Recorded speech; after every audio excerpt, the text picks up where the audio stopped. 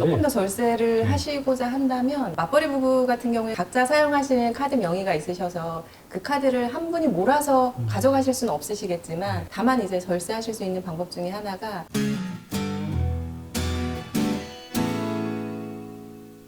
안녕하세요. 세무법인 피플텍스 장종훈 세무사입니다. 안녕하세요. 피플텍스의 정민경 세무사입니다. 안녕하세요. 피플텍스의 장경수 세무사입니다. 아직 긴장이 안 풀린 것 같아요, 세무사님. 재밌는 얘기 좀 해주세요. 재밌는 얘기요? 빨리 집중하세요. 네.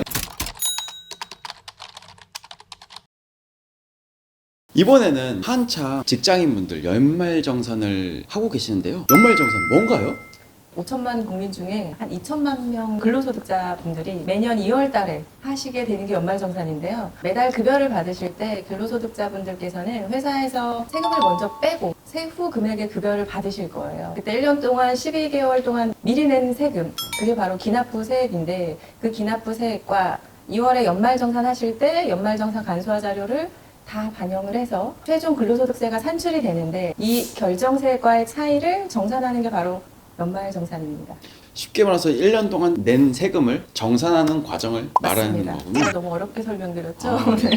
그러면은 뱉어내는 경우도 있고 돌려받는 맞습니다. 경우도 있겠네요. 맞아요. 그래서 저희의 연말정산의 목표는 바로 이 결정세액을 줄이는 데 있습니다. 결정세액이 이미 낸 세금보다 적으셔야지 환급 받으실 수 있으시고 마이너스 금액이 뜰 거고요. 만약에 결정세액이 이미 낸 세금보다 크다.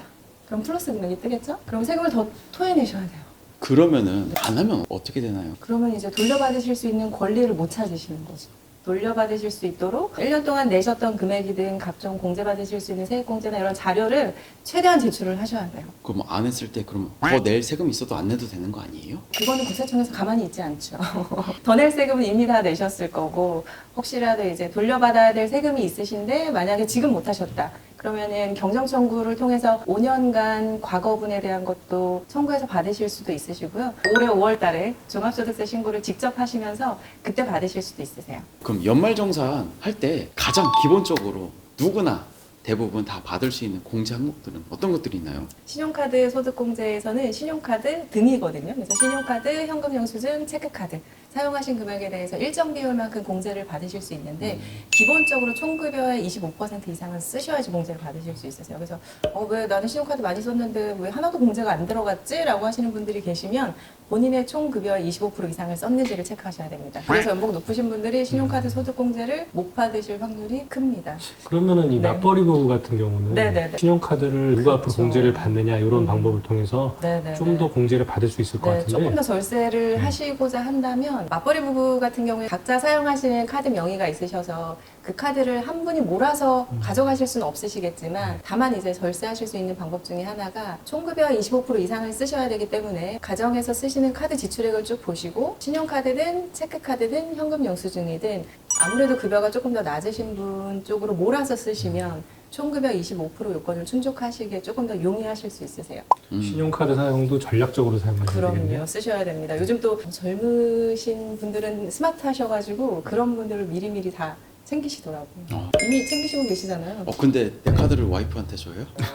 약간 농담입니다. 네. 그럼 병원비 같은 거는 공제 받을 수 네네네. 있다는데 그건 어떻게 되나요? 말씀하신 것처럼 의료비 세액 공제. 이거는 아까 말씀드린 신용카드 소득 공제랑은 다르게 세액에서 바로 차감해주는 의료비 세액 공제가 있거든요. 이 의료비 세액 공제는 총급여의 3% 이상을 또 지출을 하셔야 돼요. 그래서 병원에 가서 쓰신 돈이 있는데 왜 의료비 세액 공제가 안 들어갔지? 라고 생각하시는 분들 보시면 본인의 총급여의 3% 이상을 지출하지 않아서 공제받지 못하시는 겁니다. 연봉이 클수록 공제받을 수 없는 항목들이 점점 늘어나는 거네요. 맞습니다. 그래서 여기서 또 이제 절세 팁이 나오면 맞벌이 부부들께서는 총급여 3% 이상을 의료비에 지출을 하셔야 되기 때문에 아무래도 급여가 조금 더 낮으신 분께 이 의료비는 몰아주실 수 있으세요. 신용카드랑 다르게 여기는 소득 요건이 없으시거든요. 그래서 총급여가 낮으신 분께 의료비는 다 몰아서 한 분이 공제 받으시는 게 훨씬 더 유리하십니다. 그리고 또 뭐 있나요? 애들 학원비 이런 것도 되나요? 교육비 세공제라고 하는데요. 특히 학원비, 사교육비는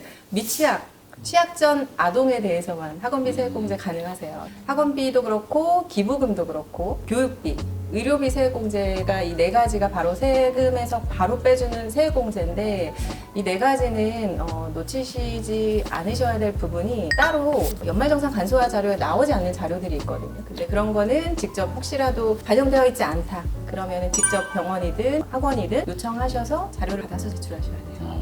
아까 기부금 말씀해 주셨는데 네. 저도 하다 보니까 이분은 분명 성당 다니시는 분인데 절에서 기부금 영수증을 받아오셨거든요. 그런 것도 공제되는 거예요? 가능하시죠. 내가 교회 다니는데 절에 기부했다고 해서 공제를 못 받는 건 아닙니다.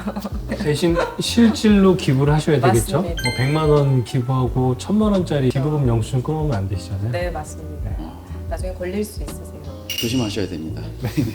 그러면은 이번에 연말정산 하면서 매년 개정 사항이 있는 걸로 알고 있는데요. 뭐 다양하겠지만 가장 핵심적인 것들 몇 가지 한번 소개 부탁드립니다.